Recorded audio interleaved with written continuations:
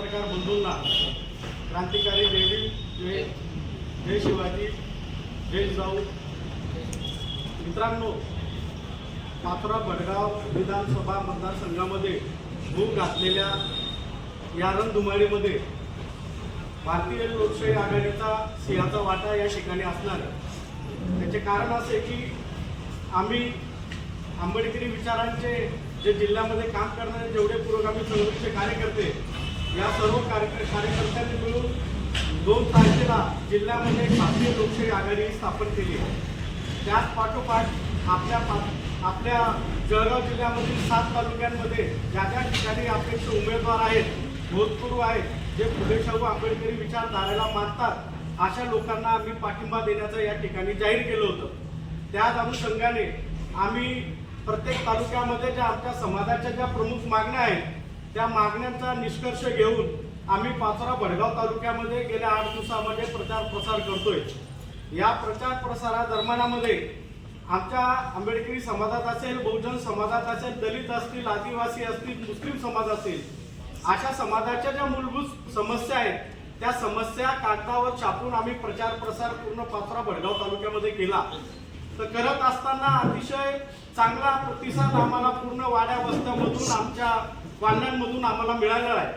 त्याचं कारण असं मित्रांनो, अनेक वर्षापासून या तालुक्यामध्ये एक हाती 10 वर्षापासून सत्ता आहे, परंतु 10 वर्षापासून एक हाती सत्ता असल्या कारणामुळे बऱ्याचशा वंचित घटकांना न्याय देण्याचं काम अपूर्ण राहिलेलं आहे. त्याच अनुषंगाने भारतीय लोकशाही आघाडीने 15 मुद्दे छापून असे जाहीर केले की जो उमेदवार आमच्या या 10 मागण्या पूर्ण करेल आणि बॉन्डवर लिहून देईल की मी सत्तेत आलो तर तुमच्या पूर्ण मागण्या पूर्ण करेल, असा एकमेव जसा वाघ असतो. मी पहिले वाघ बघितला नव्हता, पण खरोखर आज राजकारणातला वाघ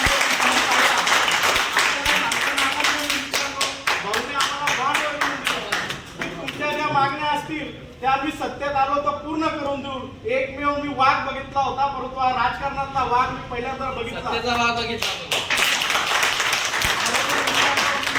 मला सांगायला आनंद होईल की आंबेडकरी समाज काही मोठ्या गोष्टींचा भुकेला नसतो, परंतु तो तत्वाशी एकनिष्ठ असतो, फुले शाहू आंबेडकरी विचारांशी एकनिष्ठ असतो. आणि भाऊंनी आम्हाला ज्या दिवशी पत्र दिलं, एक 12 तारखेला पत्र दिलं की आम्ही आपल्या सगळ्या मागण्या मंजूर करतो, परंतु पूर्ण ताकदीने मी अपक्ष उमेदवार आहे, तुम्ही मला पाठबळ द्या, मला सत्ता द्या आणि तुमचे काम मी पूर्ण करेल. या अनुषंगाने आमच्या तालुक्याचे ज्ञानेश्वर सावळे असतील, भडगावचे रामदेव जावरे असतील, अरुण खरे असेल, चंद्रकांत सोनवणे असतील, सावळेदादा असतील, या सर्व कार्यकर्त्यांनी पूर्ण ताकदीने उभे राहिले. आणि आज सकाळी आमची मीटिंग झाली.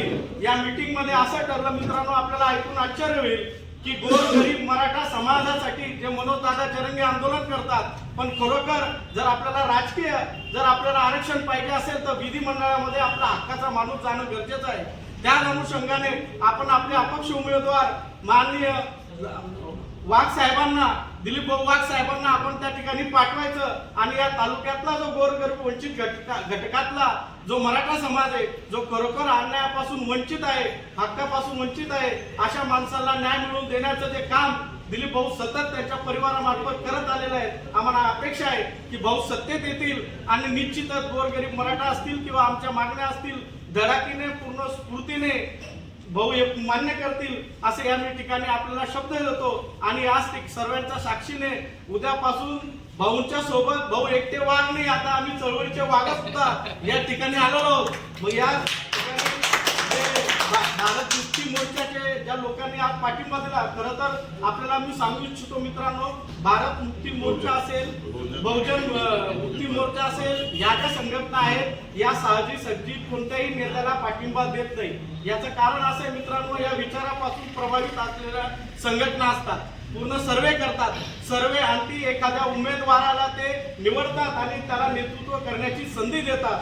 आज सोन्याहून पिवळं असं झालं की त्यांच्या सोबतच आम्ही सुद्धा पाठिंबा देण्यात आलो. म्हणून भाऊंची ताकद ही वाघाप्रमाणे आता वाढलेली आहे. म्हणून आपण सर्व पत्रकार बंधूंनी भाऊला या ठिकाणी योग्य तो न्याय द्यावा, गोरगरीब जनतेपर्यंत भाऊंचे विचार पोहोचावे आणि निश्चितच येणाऱ्या 23 तारखेचा गुलाल आणि त्यासोबत नीळ निश्चित आमचीच राहणार आहे. म्हणून या ठिकाणी आता मी भाऊ यांना मी पाठिंबा जाहीर करतो. धन्यवाद.